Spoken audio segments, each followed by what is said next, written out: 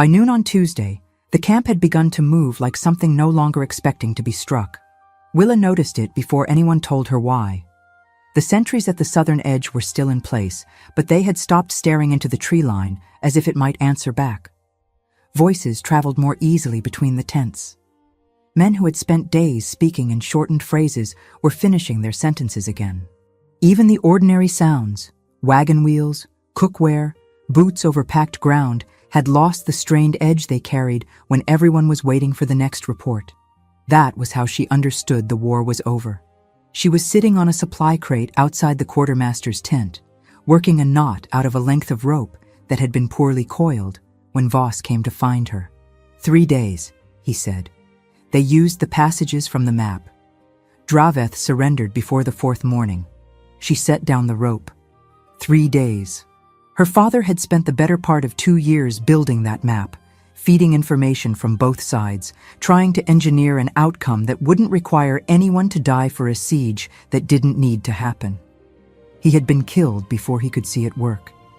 She sat with that for a moment, then picked the rope back up. The convocation arrived this morning, Voss said, separate from the king's correspondence. It carries the Secretariat's seal, the full council, not Gareth's. Not Gareth's. She looked up at him. Voss had the particular stillness of a man who had already assessed a situation completely and was now waiting to see if she arrived at the same conclusion. She did. A convocation sent directly to her, bypassing Gareth, meant the council was establishing that she was a witness, not a party under his protection. It was a legal distinction, and someone had cared enough to make it deliberately.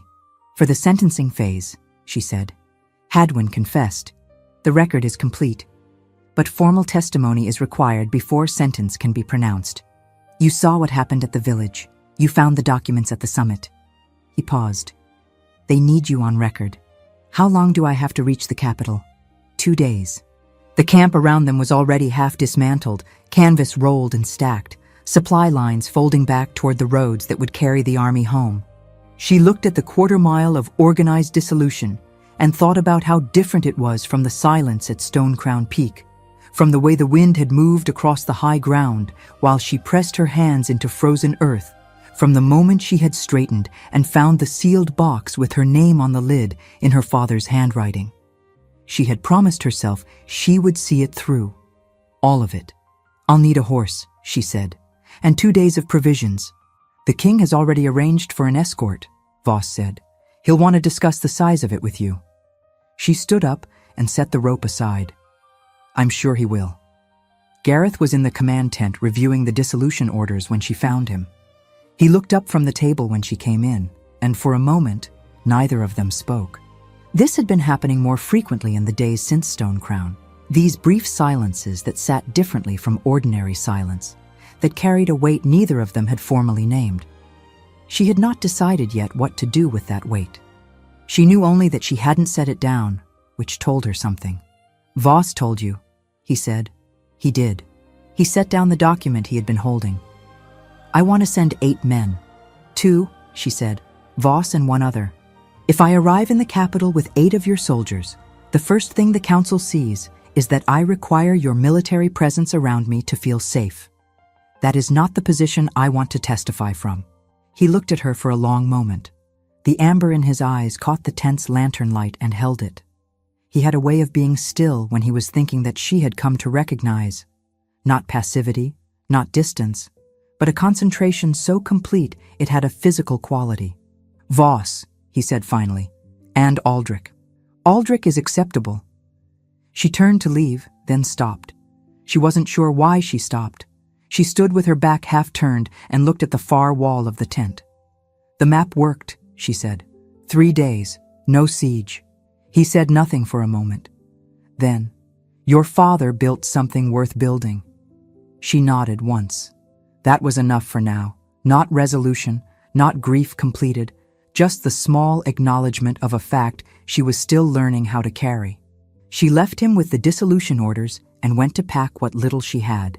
The road to the capital took 2 full days in cold that had begun to ease at the edges.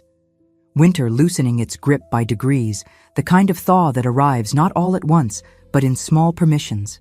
A patch of ground visible beneath receding snow, birch branches faintly flushed with the prospect of new growth. Willa rode. She had not ridden much before the weeks with Gareth's column, and she had not been a natural at it, but she had learned the way she learned most things, by paying close attention and correcting as she went. The horse was a steady animal with no strong opinions about the road, which she appreciated. Voss rode behind her and said almost nothing, which she also appreciated. Aldrich kept the forward position and checked the road at each turn before it opened into them, speaking only when the ground changed or the traffic ahead narrowed. She appreciated that too. She thought about Finn for most of the first day. She had been doing this in intervals since the summit, not the sharp grief of the first nights, but a quieter accounting, the kind that happens when the immediate crisis is over and the mind returns to what it had set aside. She thought about the way he used to fall asleep in the middle of conversations, mid-sentence sometimes, as though sleep simply arrived and he saw no reason to argue with it. She thought about the expression on his face the morning their father had sent him north. Not afraid, because Finn had not been a fearful child, but serious in a way she hadn't seen from him before, carrying the instructions he'd been given with an attentiveness that told her he understood their weight. He had understood. He had been 12 years old, and he had understood, and he had gone north the way their father asked, and he had not gotten far enough. She pressed that thought down and focused on the road. The capital arrived on the second morning, its towers visible from the ridge well before the gates, a concentration of stone and smoke against a sky going pale with early light. She had heard it described often enough. She had not expected the noise of it, the sheer accumulated sound of a city going about its morning, which reached the road as a low sustained pressure that increased steadily as they closed the distance. Voss had arranged lodging inside the council complex, not guest chambers off the main corridor, but a smaller set of rooms in the east wing that shared a wall with the records office. Practical, private. Aldrich checked the corridor, the stair access, and the line of sight from the east windows before taking the outer post without entering unless Voss asked him to. She noted all of it without comment, set her pack down on the narrow bed, and went to the window. The city spread below at an angle that gave her rooftops and chimney smoke and the particular geometry of streets that had grown organically over generations rather than been planned from the top. She mapped it in the way she mapped all new terrain, identifying landmarks, intersections, places where the natural flow of movement would pool or constrict. She was doing this when the man came. She heard him before she saw him, or rather, she heard the corridor outside her door and parsed what was there. 2 sets of footsteps arriving, 1 departing. A pause. The knock was measured, not urgent. She opened the door. He was middle-aged, dressed in the plain wool of a council attendant, carrying nothing in his hands. He introduced himself by a function rather than a name, an administrative liaison assigned to orient incoming witnesses on protocol and scheduling. He told her the first session would begin the following morning, that her testimony was scheduled for the second day, and that she would be provided with a formal account of Hadwin's confession to review beforehand. All of this was correct, appropriate, and entirely expected. What was not expected was the way he phrased the third point. Given the route you traveled and the size of your escort, we've prepared an abbreviated briefing that covers only the relevant sections. She held his gaze for a moment. The route I traveled wasn't publicly communicated. The council's logistics office coordinates with all incoming witness escorts, he said, smooth as water over stone. Standard procedure. She nodded once and thanked him, and he left. She closed the door and stood with her hand resting against it. The route she and Voss had taken from the base camp to the capital had been a practical choice made the morning of their departure, not pre-communicated to the council, not part of any formal filing. A logistics office coordinating with incoming witnesses would know that a witness was arriving and approximately when. It would not know the specific northern approach unless someone had been watching the departure. She went to find Voss. He was in the small antechamber at the end of the east wing, sharpening a knife with the focused attention of a man who was actually thinking about something else entirely. She told him what the attendant had said. He set the knife down and was quiet for a moment. "I'll look into the corridor through which your convocation was processed internally," he said. "Administrative correspondence routes through specific channels depending on who authorized them. If the same corridor that routed your convocation also handled outgoing information, that's a traceable line. How long will that take?" "Tomorrow morning." She nodded. "Don't tell Gareth yet. If someone inside the council is watching for what we know, a formal inquiry from the king closes the corridor before we can see who's using it." Voss looked at her steadily. "He'll ask when I report. Tell him you're investigating. Don't tell him what you found until we have more than one piece." He picked the knife back up. She took it as agreement and went to bed. She lay in the dark in the unfamiliar room and listened to the city outside. It was never fully quiet. There was always something moving, some cart on cobblestone, some voice carrying across a courtyard, some bell marking an hour from a tower she couldn't see. She was accustomed to night sounds that belonged to living things: wind, animals, the specific language of a forest sorting itself after dark. This was different. The city's night sounds were human all the way down. She thought about what the attendant had said and how he had said it. She thought about the door he had used to leave the corridor. Not the main entrance at the near end, but the far door, which from her brief inventory of the building when they arrived, opened onto the west passage, not the way back to the administrative offices where a logistics liaison would logically be going. He knew the building, not the way a recent employee learns a building, following the marked routes. The way someone learns a building over years, until the shortcuts become automatic and they stop noticing they're taking them. She filed this alongside the route comment and closed her eyes. Sleep came eventually, thin and shallow, and she woke before the light and lay still and thought about her father's handwriting on the lid of the sealed box, and about the look on Gareth's face when she had said the map worked, and about the fact that Hadwin's confession in the base camp tent had been complete and without hesitation, except for one thing. He had not named anyone else. He had spoken as though he were the only one. She sat up slowly in the dark. In her experience, when a man confessed completely, he confessed completely. He named names, traced lines, distributed the weight. Hadwin had not distributed the weight. He had held all of it himself. Either there was no one else to name, or there was someone he was more afraid of than he was of Gareth. She got dressed and went to find the window again and watched the capital's rooftops absorb the first gray suggestion of morning, and began thinking about who in a council chamber full of men who had just watched their colleague confess treason would have cause to feel relief rather than shock. Tomorrow she would sit in that chamber and watch all of them at once. She intended to pay very close attention. The first session began at the 9th hour. Willa took her seat in the gallery above the chamber floor and looked down at the space below. The chamber was old stone, built to last rather than to impress, with high, narrow windows that admitted light in angled columns that moved across the floor as the morning progressed. 7 chairs lined the curved table on the raised platform. 6 were already occupied when Gareth entered last and took his place at the center. She studied the 7 faces while the session was called to order. She had no knowledge of their names, their histories, their relationships to one another. She had only what was visible from where she sat: posture, attention, the small adjustments people make when they are trying to appear at ease.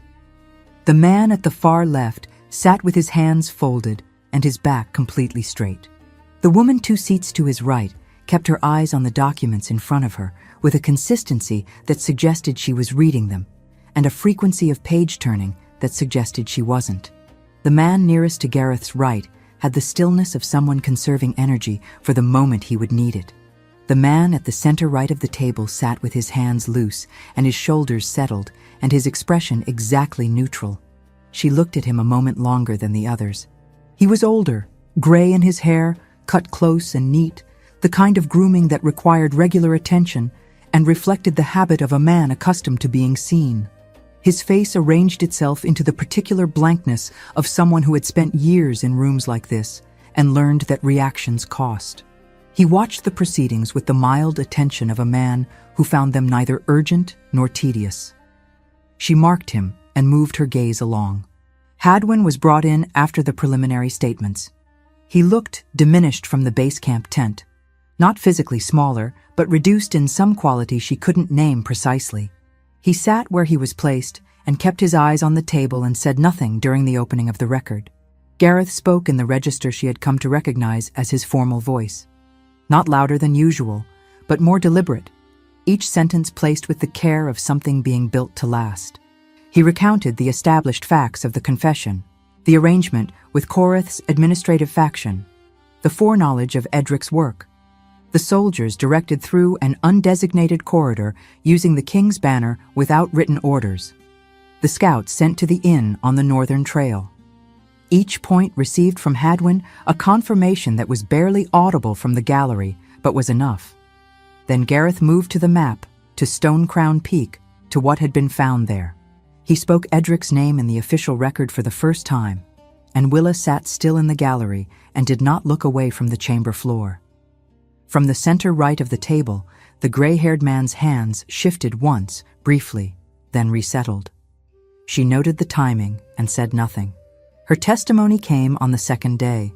She had reviewed Hadwin's formal confession the night before, line by line, looking for the edges, the places where a complete account would naturally extend into adjacent information, and didn't. There were 3. She folded the document, set it on the narrow table in her room, and sat with what she found.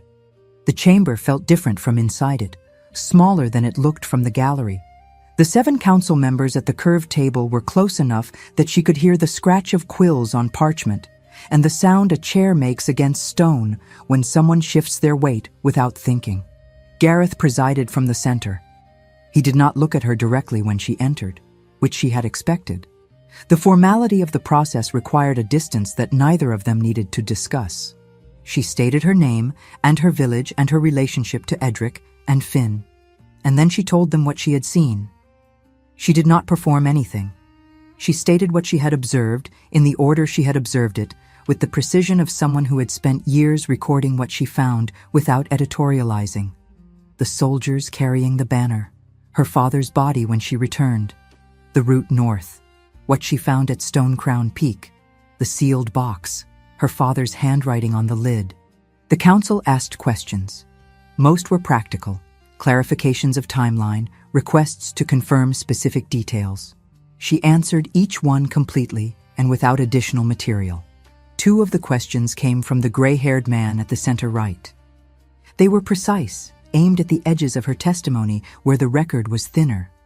The first concerned how she had known the location of the sealed box specifically. The second concerned whether her father had communicated to her, before his death, that others might be looking for the archive. Both questions were designed to establish the limits of what she knew rather than to expand the record. She answered both accurately. She had known the location of the box because her father had taught her the summit's geography when she was 10. Her father had told her the archive needed to reach people with the authority to act on it, which implied he understood there were people who would try to prevent that. The gray-haired man wrote something when she said this. She watched his hand, not his face. After her testimony, she returned to the gallery. The afternoon block continued. Hadwin was questioned further about the logistics of the soldiers' movement through the undesignated corridor. She sat and watched. It was during this questioning that it happened. The council's recorder pressed Hadwin on the supply routes involved, the corridors the soldiers had used, whether those corridors had been coordinated with broader supply chain adjustments, whether the timing of the movement corresponded to other logistical decisions made in the same period. It was detailed, procedural work, and Hadwin answered each question with the flat cooperation of a man who had decided on full disclosure and was executing it. Then the recorder mentioned a specific date. A date corresponding to a period roughly 4 years before the war had formally begun. Hadwin's answer came half a beat later than all the others. It was nothing, in isolation. Less than a second. The kind of pause that appears when a question touches something the speaker has to locate rather than retrieve. She would not have marked it if she hadn't been looking for the seams, the places where a complete accounting stops short. She watched Hadwin's eyes. They moved, briefly, involuntarily, tracking left along the table to where the gray-haired man sat. Not contact, not communication. The verification of a man checking where a boundary is before deciding whether to cross it.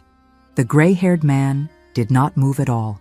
She sat with this for the rest of the afternoon session. Around her, the proceedings continued. She did not take her eyes off the chamber floor.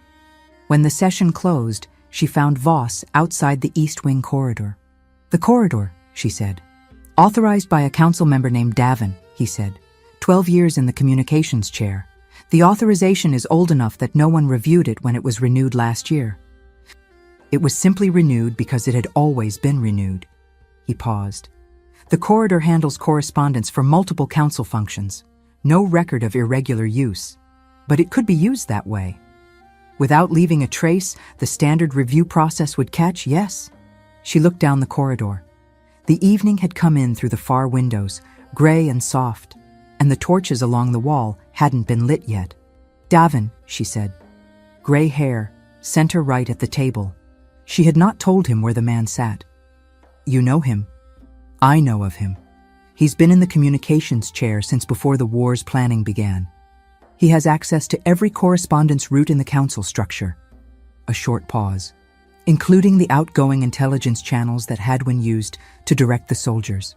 She stood with that information and let it settle into the structure of what she already had. The timing, the pause in Hadwin's testimony, the two questions designed to establish the limits of her knowledge, the administrative corridor that handled outgoing information as easily as incoming. "He's not Hadwin's superior," she said. "Same operation, different axis." Voss said nothing, which was agreement. "Don't tell Gareth yet. I need one more piece that places him inside the channel itself. If Gareth moves on inference alone, Davin starts closing doors." He held her gaze for a moment. "How long?" "Another day, maybe 2. That evening, Davin sent an assistant to Hadwin's cell. The visit was logged as a routine welfare check, standard procedure for council members overseeing detainee conditions during active proceedings. The guard on duty noted it and moved on. Hadwin did not move on. The assistant was a young man with careful manners and a practiced blankness that reminded Hadwin of himself at that age, learning how to be in rooms where everything mattered and nothing could show. He asked the required questions about conditions, temperature, food, whether the documentation provided had been sufficient for review. Standard, appropriate, entirely scripted. What was not scripted was the last question, framed as a casual aside while the assistant gathered his papers. Whether Hadwin had found the scope of the questioning on the supply route dates to be particularly thorough. The dates, the specific dates corresponding to the pre-war period. Hadwin looked at the young man and understood the visit completely. Davin was not checking on him. Davin was checking on himself, measuring how close the council's questioning had come to the section of the operation that Hadwin had not covered in his base camp confession, the section that Davin controlled. He answered with a non-answer. The assistant accepted it with a pleasant nod and left. Hadwin sat in the quiet of his cell and turned the structure of it over in his hands. He had confessed to everything inside his own operation because completeness had been the only option once Gareth laid the sealed note on the table with the wax intact. The soldiers, the scouts, the banner, the archive, the arrangement with Korath's administrative faction. He had not named Davin because Davin's operation ran through a separate channel and because Davin had been free when the confession was given. And a free Davin with access to every correspondence route in the council structure was not a safe thing to name without something to show for it. That calculation had made sense in the base camp tent. He looked at the door his visitor had closed. The visit had not been welfare. It had been a warning delivered in the language of protocol, so it could not be called a warning by anyone who heard it. If the questioning reached the pre-war dates, Hadwin would become the architect of those operations too. The weight currently distributed between 2 men would migrate entirely to the one already confined. He sat with this for a long time. Gareth had noticed it during the 3rd hour of the afternoon session. He had presided over councils and hearings for 2 years and had learned to hold his attention distributed across a room, not fixed, but scanning, maintaining the alertness of a man responsible for the quality of what was happening. The afternoon session had done something to that distribution. Willa had been in the gallery since the morning break. He knew this not because he had looked, he had made a point of not doing so in any sustained way, but because the wolf had been tracking her without consulting him. The rhythm of her breath from 40 feet above, the small shift of weight when something in the proceedings registered, the way she went entirely still when Hadwin's answers reached the supply route dates and the half-beat delay arrived, which Gareth had also clocked. 3 council members had noticed his attention had a direction. He had seen it in the quality of their pauses when they glanced toward the gallery, in the way 2 of them had exchanged a look during the afternoon recess that carried a meaning he understood without translation. Not disapproval. The assessment of men who read rooms professionally, identifying what is significant and filing it for later. He maintained his expression and continued the proceedings. After the session closed, he stood at the window of the small office off the main chamber and looked at the Capitol going about its evening. What the wolf had been doing all afternoon was new to him. Not protective, not the urgency of threat response. Something steadier and more specific. The quality of attention that forms when something matters in a way that doesn't require danger to justify itself. He had been tracking the shifts in her breathing the way he would track changes in wind before weather. Involuntary, precise, not diminishing. He pressed it down and straightened the documents on the desk. Voss came to the doorway. The administrative corridor investigation is ongoing. She asked you to hold it, Gareth said. Voss did not deny it. Report when you have something complete, Gareth said. Voss left. Gareth returned to the documents and did not immediately read them. Outside, the Capitol settled into its night, torches along the complex walls catching and holding against a sky gone clear and cold, and somewhere in the east wing, behind a door he did not go to, a woman with dark hair and a mind that read people the way her father had read ground, was sitting in the near dark, building something from what she had seen. He let her build it. The morning of the 3rd session, Willa was up before the complex's bells marked the hour. She had been awake for some time before that, working through the structure of what she had. Not pacing. She sat at the narrow table with the copy of Hadwin's confession in front of her and went through it the way her father had taught her to go through a map, not looking for what was there, but for what should be there, and wasn't. The absences were as informative as the content, if you knew what the terrain was supposed to look like. The 3 gaps she had identified on the first night were still there. The pre-war dates, the specific supply corridors that would have required coordination above a military logistics level, the administrative architecture that had allowed Hadwin to route his orders invisibly, which was not a capability a logistics council member would typically have built himself. She folded the document and set it aside. When Voss appeared at her door, she was already dressed. I need the access records for the correspondence corridor, she said. Not who authorized it. Who had read access to the content that moved through it. Voss was quiet for a moment. Those are archived separately, restricted. You found the authorization records. Those are administrative. Access logs are classified under the communications charter. He paused. It's possible, but not through the same channel. How long? A few hours. I'll need to speak to someone directly. Do it. She went to the session. The morning block covered the financial records attached to the arrangement with Korath's administrative faction, the movement of resources that corresponded to the negotiated corridors Hadwin had kept active. It was detailed, methodical work. The council's recorder moved through the figures with the patience of someone who understood that the numbers were the spine of the record, that everything else depended on them holding. Willa watched from the gallery. Davin participated in the morning session more actively than he had on the previous days. He asked questions about the supply chain documentation, precise questions, technically well-framed, that navigated around the pre-war period without touching it. She noticed the navigation. She also noticed that when the recorder moved into the zone of the financial records that predated the war's formal commencement, Davin's questions stopped entirely.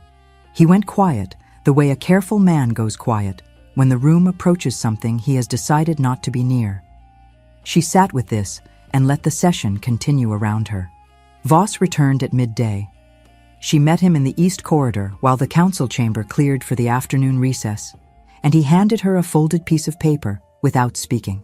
She opened it and read the short list of names.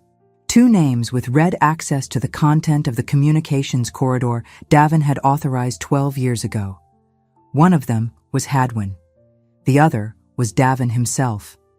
No one else. Not a deputy, not a junior administrator, not a relay clerk.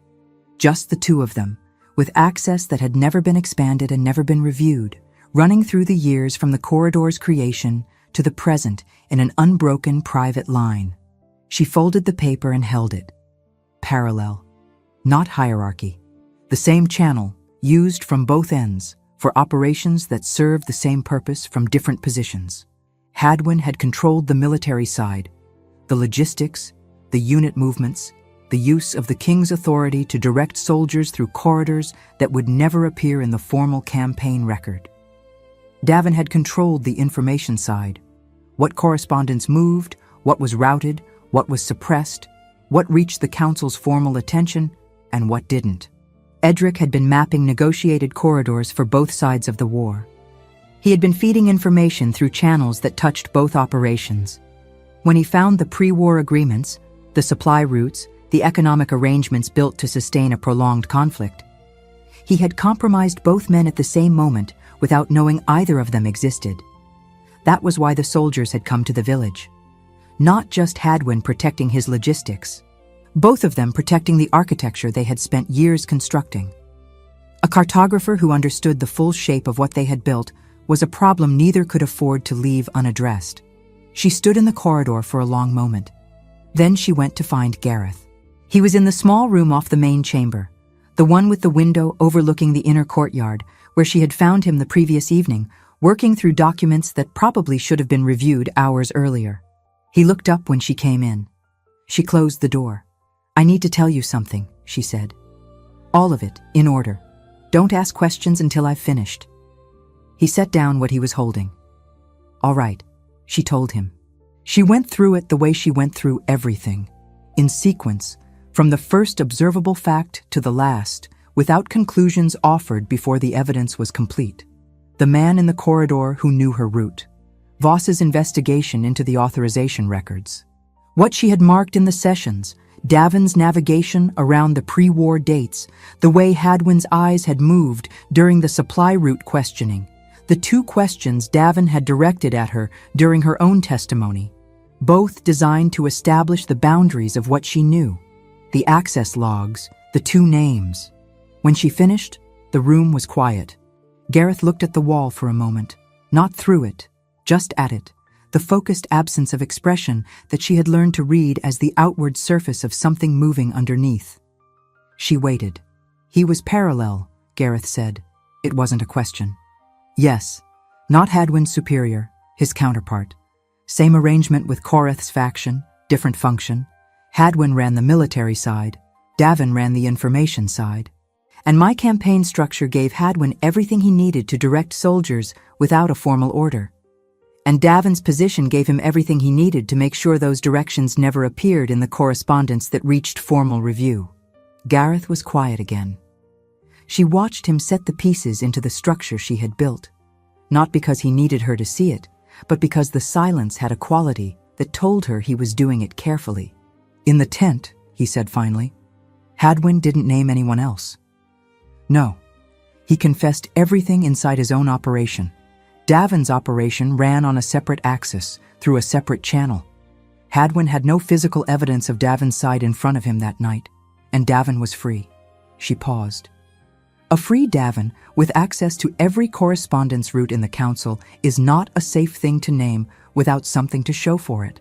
So he held it. He held it. Another silence. Outside, the courtyard was going gray with the afternoon's fading light, the stone walls absorbing the last warmth of a winter sun, making its early departure. "You should bring this to me formally," he said, "in the morning session. I'll need the access logs entered into the record. Voss can provide the source. He'll be called as a witness to the retrieval. That's acceptable. She moved to leave. She had said what she came to say, and the next steps were clear. There was no reason to remain. She did not leave. She stood with her hand not quite reaching for the door, and she was not entirely sure what had stopped her. The room was warm from the brazier in the corner. The window held the last of the evening light. Gareth was still behind her, and she was aware of him the way she had been aware of him with increasing specificity over the past days. Not the general awareness of proximity, but something more directed, more precise, the kind of attention that forms when a person has been trying not to pay attention and has stopped succeeding. "There's something else," he said. His voice was different. Not the formal register of the chamber, not the measured deliberation of a man who weighed each word for the record. Something quieter and more careful. She turned. He was standing by the table, not toward her, not away, simply present, with the stillness that was natural to him, except that his hands were not occupied, and his expression held nothing behind it to read. Just the directness of a man who had decided to say a thing and was saying it. "I told you at the summit that I wasn't expecting anything from you," he said. "I meant that. I still mean it. What I'm going to say isn't a condition." A brief pause. "The wolf decided on the road. I was slower to it, but I arrived at the same place, by my own reasoning, before we reached the base camp." He held her gaze. "I want you to know that. Not so you'll answer it tonight. Not so you'll answer it at all until it's what you want. But you've been carrying something I put there without naming it, and that's not a fair thing to leave unnamed." The room was very quiet. She looked at him, at the line of his jaw, the dark hair falling just short of his shoulders, the amber eyes that caught the brazier's light and held it. She had been aware for some time that there was something she was not examining directly. She had made that choice with intention, because the weeks since the road had been filled with grief and cold and the specific focus of moving toward a fixed point, and some things could not be examined while you were still moving. She was not moving now. She stood in a warm room in the capital her father had never reached and thought about the inn floor and the way he had placed himself between her and the dark before going out. About the summit and the sound he had made when she pressed the sealed box into his hands, and the quality of the silence afterward that she had not known how to categorize. About every morning on the road when she had woken to find that he had positioned himself between her and whatever direction the wind was coming from, without saying so. "I know," she said. It came out quieter than she intended. He did not press. She had known he wouldn't, which was part of what made it possible to say. She turned back to the door. Her hand found the latch. Gareth. She wasn't sure why she said it. His name only, nothing attached. "Yes," he said. She opened the door and went into the corridor, and did not look back. And her chest was doing something she had no current vocabulary for and was not going to try to name in a hallway. She walked to her room with her hand trailing along the stone wall, the cold of it grounding, and she sat on the edge of the narrow bed and looked at the floor for a long time. She thought about her father, who had built routes for people to move through without becoming casualties of something larger than themselves. She thought about how he had always said that the most dangerous moment in navigation was not when you were lost, but when you were almost where you needed to be and started moving too fast. She was not going to move too fast. But she was also not going to pretend she didn't know where she was. 3 floors above her rooms, in the residential wing of the council complex, Davin stood at his window in the dark. His manservant had delivered the report an hour ago. The King's lieutenant had been seen entering the East Wing archives with a credentials request. The specific archive had not been confirmed, but the timing corresponded to the 3rd day of Davin's own quiet monitoring of what the investigation was reaching, the access logs. He pressed his fingers flat against the window ledge. The access logs were restricted under the communications charter, which he had authored. They were not retrievable through standard administrative channels without a formal judicial request. A formal judicial request would require the council's authorization. He sat on the council. What they should not have been able to obtain without his awareness, they had apparently obtained. He ran through the shape of it. The witness from the north, a civilian, no formal status, no institutional backing, arrived with a minimum escort, who had spent 3 days in the gallery watching the proceedings, who had been asked 2 questions on her testimony day, both targeted, both answered accurately and without overreach, which told him she was disciplined, who had received a private visit from the king that had lasted past the second evening bell. He had underestimated the shape of what she was doing. He would not do so again. He turned from the window and sat at his desk and looked at the clean surface of it. He had 12 years in this position. He knew every mechanism available to him within the council's formal structure. He knew which ones left marks and which ones didn't. He knew which ones could be used against a civilian witness without appearing to be what they were. He began to think carefully about how to use what he knew. The 4th session opened without incident. Willa was in the gallery when Davin raised his hand to address the chamber before the recorder had finished the morning's preliminary statements. Gareth acknowledged him with a gesture. Davin rose. He spoke in the measured cadence of a man presenting information he considered regrettable but necessary. He cited the Council's custodial charter, subsection 4, which governed the handling of strategic military intelligence by civilians operating outside formal institutional structures. He cited the specific clause that required any document classified as high-value territorial intelligence to pass through the Council's records office before being placed in the hands of the presiding authority. He cited the date on which the map of Draveth's interior passages had been transferred directly from Willa to the Alpha King, without that step having occurred. He did not raise his voice. He did not look toward the gallery. "The witness's testimony has been valuable to this proceeding," he said. "That is not in question. What is in question is whether the Council can accept testimony from a civilian whose handling of classified military intelligence has not been formally reviewed. The charter is clear. A review hearing is required before the witness can be released from the Council's jurisdiction." A pause settled over the chamber. Gareth's expression did not change. Willa watched him from the gallery and saw the moment he understood the full architecture of the move, not just what Davin was doing, but how it had been built. The clause was real. The charter provision was real. It had been drafted 12 years ago, during the period when Davin had first taken the communications chair. She had not known that until this moment, but she knew it now with a certainty that required no verification. Davin continued. Additionally, the Council should note that the presiding authority's conduct during these sessions has raised questions regarding impartiality. Multiple members have observed a pattern of directed attention toward the witness in question that is inconsistent with the neutrality required of the chair. He set a folded document on the table. "I have prepared a formal notation requesting that the record reflect this observation." The chamber was very quiet. Gareth looked at Davin for a moment. Then he looked at the document. "The notation will be entered into the record," he said. His voice carried no register of the thing it had cost him to say it. "The review hearing for the witness will be scheduled through the standard process. This session will proceed." He moved the morning forward without further acknowledgement of either point. Willa reached the bottom of the gallery stairs and found Voss waiting. "You heard," she said. "All of it." She walked. He kept pace beside her through the outer corridor and said nothing while she moved through the decision. The review hearing was a cage built from legitimate materials. While it was active, she was within the Council's jurisdiction. Davin had 12 years of familiarity with every mechanism available to him inside that structure, and he was now using the time the hearing would require to do whatever he needed to do with the access logs, the records, the chain of correspondence that connected him to the pre-war arrangements. She needed those original documents, not the access logs, not the administrative trail Voss had followed.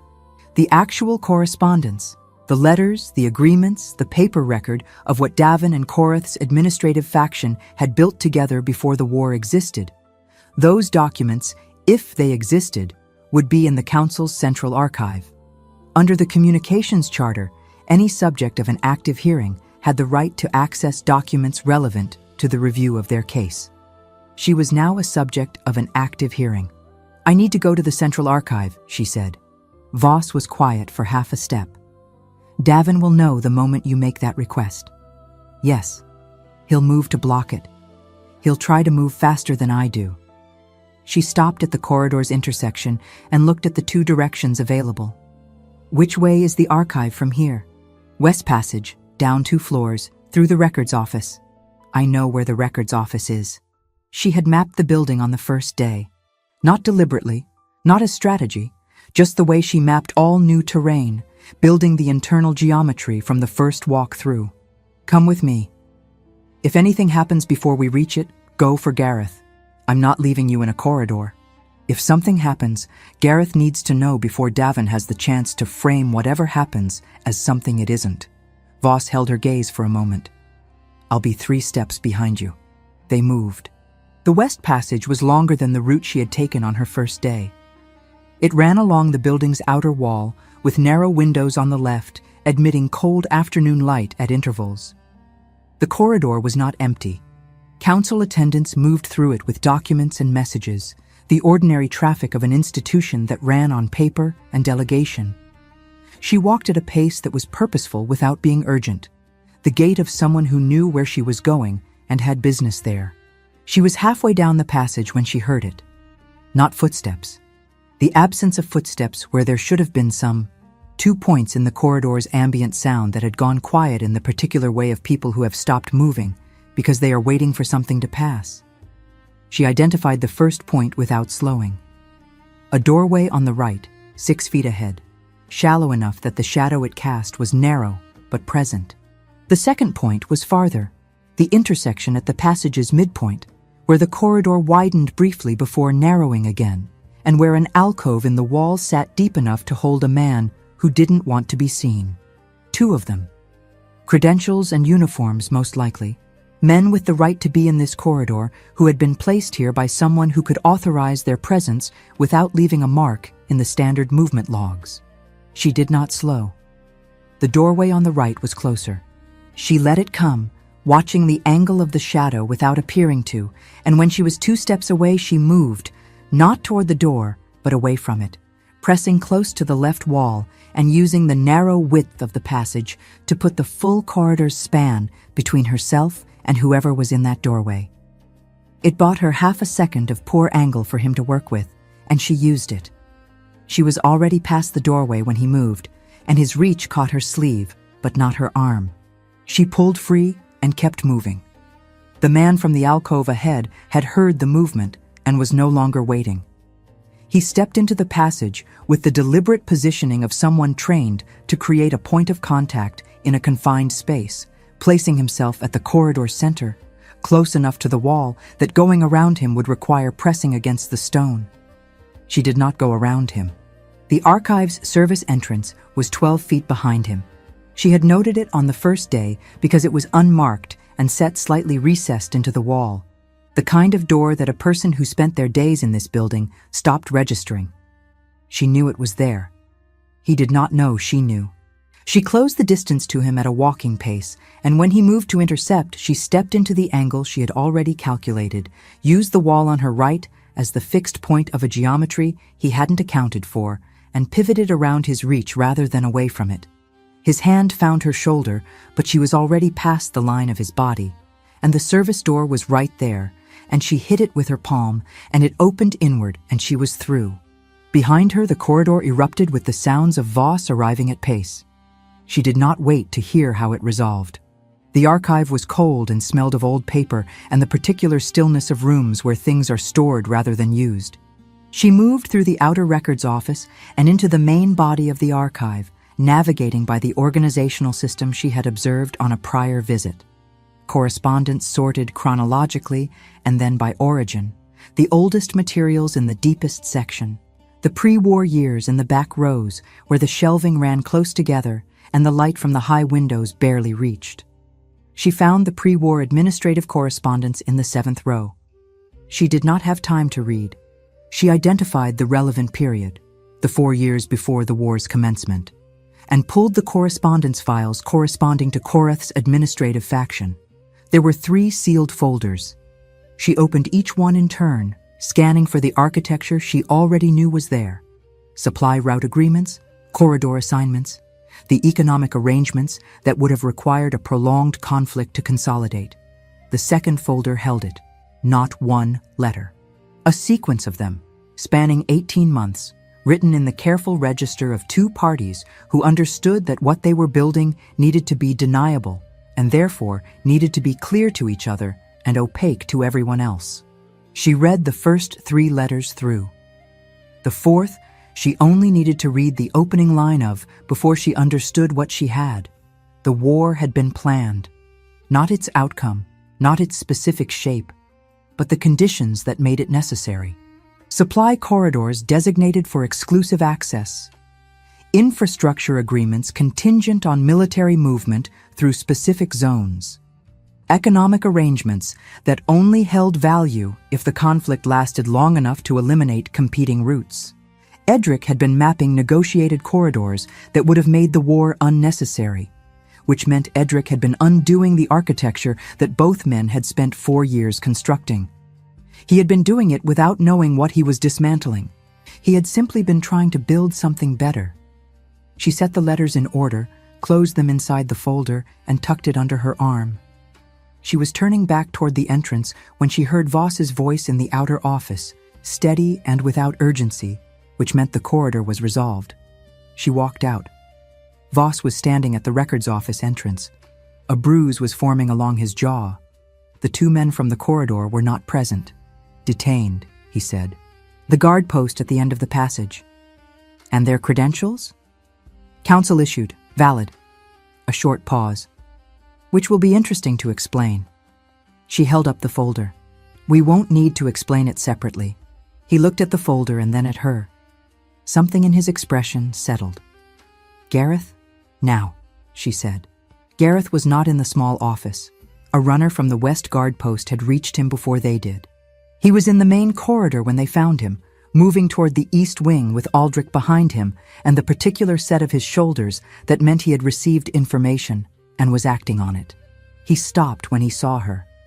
His eyes went to the bruise forming on Voss's jaw, then to the folder in her hands, then to her face.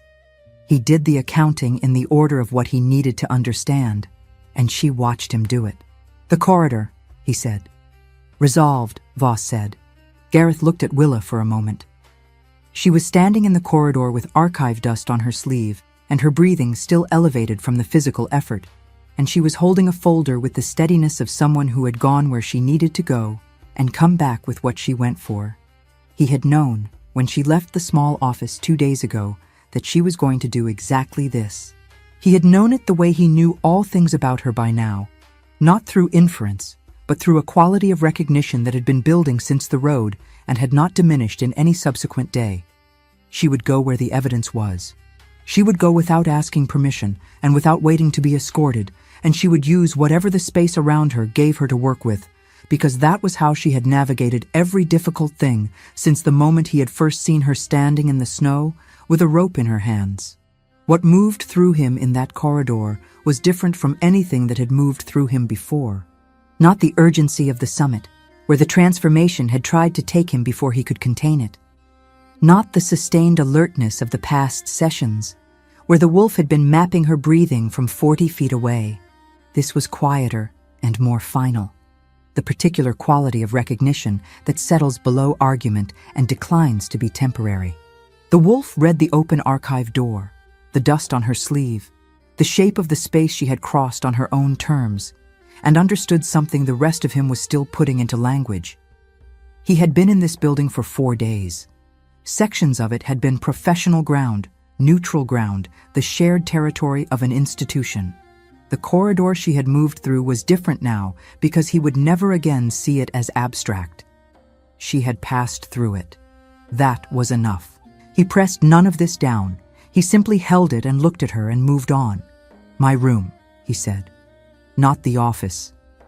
She nodded. They walked. The room Gareth occupied in the council complex was larger than hers, but not by much, a working space that happened to contain a bed, a desk, a table with a chair on each side. He closed the door behind Voss, who took his position against the wall without being asked. Aldrich remained in the outer corridor. Willa set the folder on the table and opened it. She went through the letters in order, laying each one down only after the previous one had built enough ground to hold it. She told him what each letter contained. She explained the architecture of the arrangement, the supply routes, the corridor assignments, the contingency agreements that required the war to last. She told him about Edric, about what Edric had been building without knowing what he was building against. When she finished, she stood back and let him read the letters himself. He read them in silence. When he looked up, she said, Hadwin held Davin's name in the base camp tent because Davin was free and had access to every outgoing channel in the council's structure. That leverage disappears the moment these letters are in the formal record. Hadwin will need to confirm them, Gareth said. He will. She said it without qualification. He held her gaze across the table. She had not framed it as certainty because she was confident and he should trust her judgment. She had framed it that way because she had been watching Hadwin for 4 days, and she had been reading people in difficult terrain since she was a child, and she was telling him what she saw. He believed her. Tomorrow morning, he said. First item on the record. She nodded and reached for the folder to close it. Willa. She stopped. He was still looking at her from across the table, and his expression held the same quality it had held 2 nights ago in the small office. The directness of a man who had decided to say a thing without the cushion of indirection. You went into that corridor knowing what was in it. I had the access right. I used it. You went in knowing. She held his gaze. The documents were there. The hearing gives Davin time to reach them. That was the calculation. Yes, he said. That was the calculation. He did not say anything else. He did not need to. The acknowledgement was not of the risk she had taken. They were past the point where he catalogued those separately from the reasons behind them. It was of the weight of the thing she carried when she made that choice. The specific heaviness of a person who has lost everyone and keeps moving anyway, not because the losses don't matter, but because stopping dishonors what was lost. He saw it. He had been seeing it since the road. She closed the folder and set it on the table between them and looked at it for a moment. Tomorrow, she said. She left. Voss followed her as far as the outer corridor and then returned. Gareth stood at the table with the letters in front of him and did not move for some time. Outside, the capital settled into another night, indifferent and unceasing, and in a cell on the building's lower floor, a man who had held one name back for 4 days was sitting in the quiet, working through his own calculation toward an answer that Willa had already seen him reaching. The final session was called for the 7th hour. Willa was dressed and at the window before the bells marked it. The sky outside was clear for the first time since she had arrived. The kind of cold morning that comes after a week of cloud cover, where the light hits stone at a low angle and makes everything look like it was built yesterday. She stood with her hands around a cup of water and looked at the rooftops and thought about her father.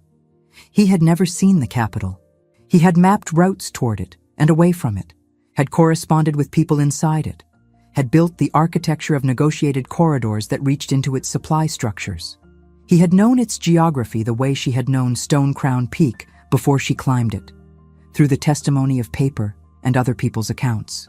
He had spent the last years of his life trying to reach a result that would make the capital's decisions less fatal for the people who lived in their consequences. Today, his name would be entered into the council's permanent record as the origin of what had ended the war. She set the cup down and went to the chamber. Gareth opened the session without preamble.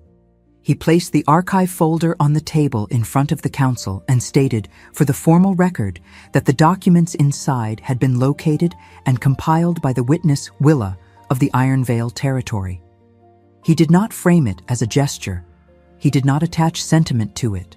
He stated it as fact in the register of the permanent record because it was a fact and the record required accuracy. He watched the chamber receive this. The recorder's quill moved.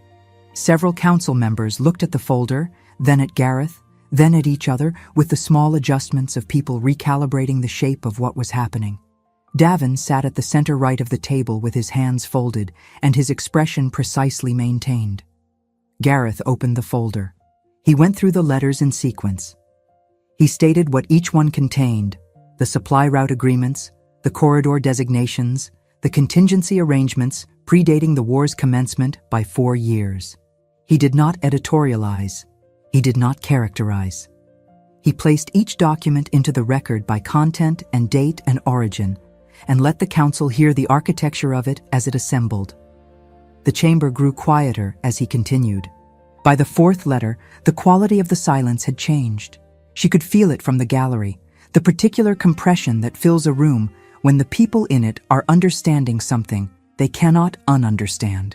The council members who had been watching Davin in their peripheral vision with the cautious attention of people near something unstable were now looking at him directly. He did not look back at them. When Gareth finished, he set the final letter down and looked at the table.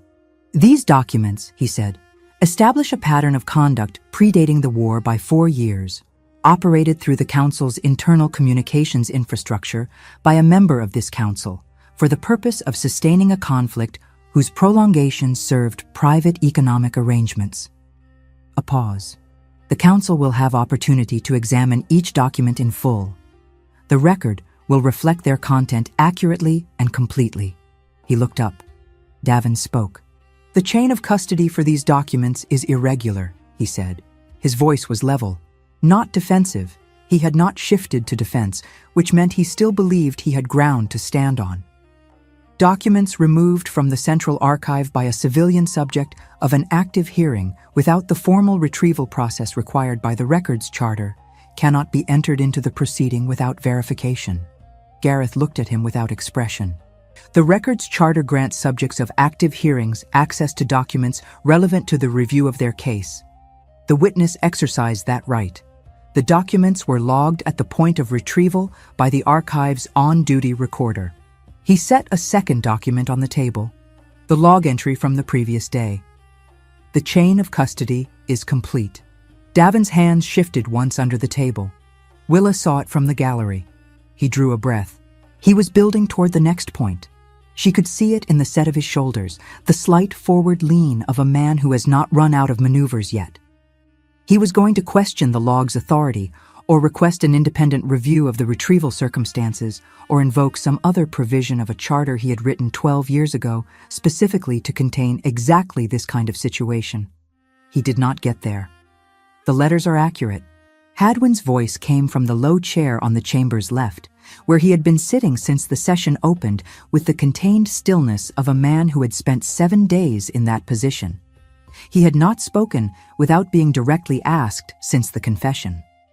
He spoke now without being asked at all. Every head in the chamber turned. Hadwin looked at the table in front of him. Not at Davin, not at Gareth, not at the council. He spoke at a volume that was quiet and perfectly audible. "I was present when 3 of those letters were written. I was present at 2 of the meetings that preceded them." A short pause. "The agreements they describe are accurate. The corridor infrastructure they reference is the same infrastructure I used to route the orders that reached Ironvale." He stopped. Then, "Davin managed the information side.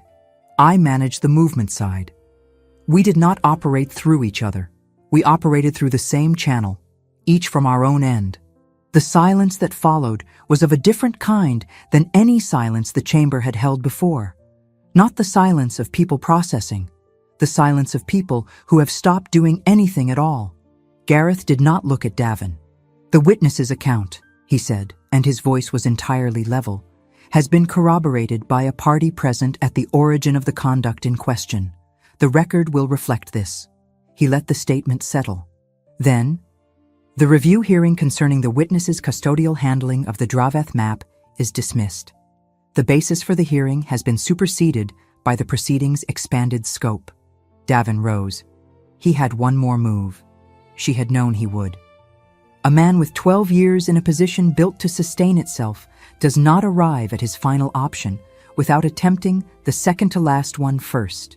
He opened his mouth to speak.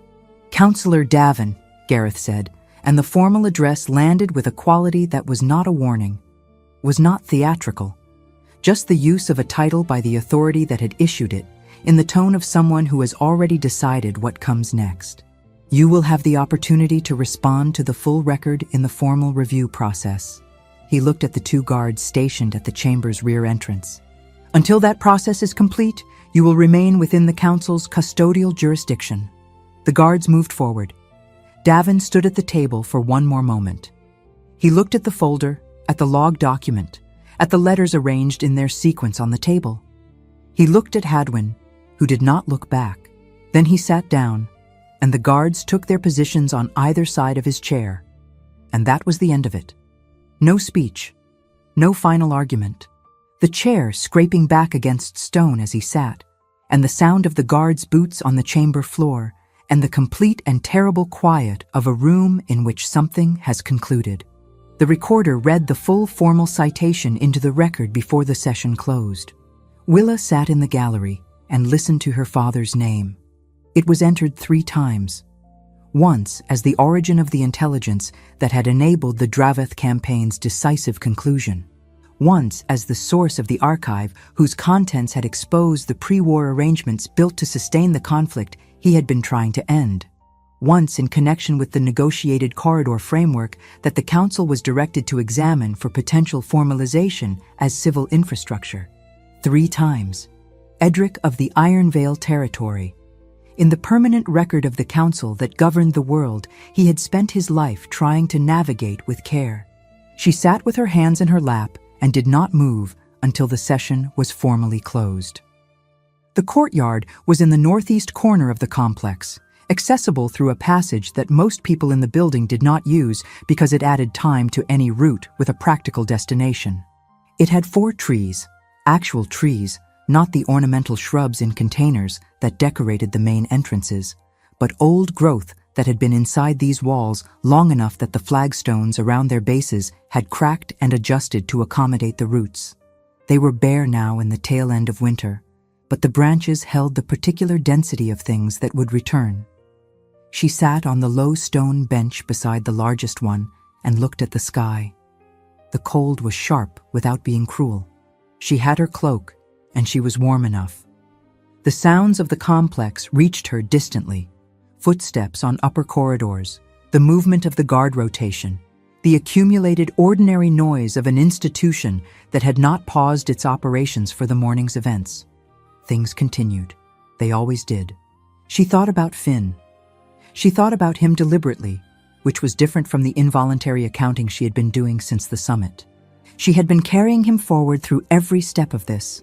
Through the testimony, through the gallery sessions, through the corridor and the archive, and the long evenings going through documents. He had been there for all of it, not as weight, but as direction. She had known, since the moment she stood in the snow on the military road with the rope in her hands, that she was moving towards something he deserved to have completed. The record now contained the full shape of what had ended him. The men who had sent soldiers to Iron Vale had been named and were contained. Her father's work existed in the permanent record of the institution with the authority to act on it. She had done what she came north to do. She had done what she came to the capital to do. She sat in the courtyard with bare trees above her and cold air against her face and let herself be done. She heard him before she saw him. Not footsteps. She was too far from the passage entrance to hear those. The change in the air, which was not something she could have named precisely, just the quality of a space, shifting from empty to occupied by something that did not move the way ordinary occupied spaces moved. She had noticed this about Gareth some days into the road north. The wolf in him displaced the world differently than a person did. She did not turn immediately. He came around the bench and stood at the edge of the flagstones where the roots had pushed up the stone in long, slow ridges, and he looked at the tree for a moment before he looked at her. She looked up at him. "The session is closed," he said. "I heard the last of it from here." He was quiet. He came to sit beside her on the bench. Not close, not distant, the natural positioning of 2 people who had been in close proximity for long enough that the calibration had become unthinking. She could feel the warmth of him at the edge of her awareness, steady and specific. "His name is in the record," she said. 3 citations. "I made certain of the phrasing myself." She nodded. The tree above them held the morning light along its branches, faint and white and without warmth yet, the light of a season that hadn't fully arrived. "I think I'm done carrying things alone," she said. It was not a statement about Gareth. It was not a declaration or an offer or the opening of a negotiation. It was the truest thing she had said since the inn, since she had talked to Finn through the gap in the boards with her hand on the crate, and it was directed at the specific quality of what the past weeks had been. The weight of being the last one, the weight of being the one who remembered, the particular exhaustion of moving forward when forward is the only direction available. She had been carrying it since she was 8 years old, and her mother hadn't come back. She had carried it for the years between then and the road, and she had carried it through the snow and the summit and the sessions and the corridor. She was tired. Not broken, tired. The way a person is tired after finishing something that needed finishing. Gareth did not speak immediately. He understood, she had learned, the difference between a silence that needed filling and one that needed holding. After a moment, she turned and looked at him directly. The amber of his eyes caught the morning light from the courtyard's open sky. His beard had grown slightly in the days since the base camp. She had noticed this in the way she noticed things, as information catalogued without decision. He looked back at her with the directness that was natural to him, nothing behind it performing, nothing measuring what she would give in return. Time had done what pressure could not. It had given the bond room to become only one fact among many, and not the one that decided for her. She reached over and placed her hand on his arm. It was the same arm, the same gesture, as the inn, the night he had been half asleep and she had crossed the dark room and pulled him out of the path of what was coming. That time she had done it without thinking, the instinct of danger overriding everything deliberate. This time she was thinking very clearly. She was choosing, with full knowledge of what she was choosing, and the difference between those two moments was the full distance of everything they had moved through together. He looked at her hand on his arm. Then he looked at her face. He did not say anything. He did not need to. His hand came to rest over hers, his palm across her knuckles, his warmth moving through the contact in the specific way she had been not examining for weeks. She let herself examine it now. She sat with it and found that it did not require anything from her that she was not prepared to give. They stayed that way in the courtyard for some time, while the morning advanced above them and the bare trees held their patient architecture against the cold, and the capital moved through its indifferent, unceasing business on the other side of the stone walls. She did not feel like the last one anymore. Spring came in the way it always did in the capital, incrementally without announcement, in small accretions of warmth and growth that accumulated until one morning you looked out the window and the world was different, and you could not have said exactly when it had changed. Willa noticed it the morning she realized the chair at the work table had become uncomfortable. Not the chair itself, the fit of her against it, the way she had to adjust how she sat to accommodate what was no longer ambiguous. She set down the pen and put her hand flat against her midsection, and sat for a moment in the quiet of the room. The room had become hers over the months since the session closed. Not the guest chambers off the east wing, those she had moved out of in the first weeks, as it became clear that what she was building required space and permanence and better light. This room was in the south wing, with a window that faced east, and a table large enough for the full spread of the route maps she had been reconstructing from her father's method. His original maps were in the council's archive, held as evidence and record. She was building new ones, not copies of what he had made, but continuations of what he had been building toward. The framework for corridors that could carry people and goods across the territory without becoming casualties of whoever's flags were flying that season. Some mornings, in the first light, she still caught herself thinking that Finn would have stretched out on the floorboards and asked why a road that looked so certain on paper could disappear in spring mud. The thought no longer stopped the work. It sat beside it. She had been asked to present the first section to the council in 2 weeks. She was still looking at her hand when Gareth came in. He did not knock. He had stopped doing that at some point she hadn't precisely identified, the same way she had stopped tracking whether he was in the room as information requiring response and started tracking it as simply part of the room's condition. He came through the door and set a folded document on the corner of the table and looked at the spread of maps and then at her. She watched him notice. Not the hand. She had moved it back to the table. The quality of her stillness, the particular way she was sitting. He had a precision of attention that she had long since stopped being surprised by, a capacity to register what was present without requiring it to announce itself. He went still. The shift that moved through him was visible, not in his expression, which remained what it always was, but in the wolf's surface, rising before the man had finished processing. She had seen this before, the involuntary precedence of instinct when something significant occurred. This was different in character from anything she had seen before. Not protective, not territorial in the mode of threat response, something larger and quieter and more complete than either of those things. The wolf looking at the fact of this and finding it not surprising, as though it had always been a matter of when rather than whether. His form shifted slightly, a fraction, a suggestion at the edges of him of what was underneath, not loss of control. The wolf surfacing because it did not see any reason, in this room, with this woman, to be anywhere other than the surface. She looked at him and did not move back. She had never not moved back when he surfaced this way. She had not moved back from fear. She had moved back from the correct instinct that the moment was not hers to step into. This was different. This was her room, her table, her maps, and the father of the child she was carrying, standing in the morning light, looking at her with everything that he was present in his face. She stayed where she was. He crossed the room and knelt in front of her chair, which was a thing she had not expected from him. The deliberate, physical descent of a man who did not typically place himself below anything. He put his hand against her midsection where hers had been, his palm flat and warm. He stayed there. She put her hand over his.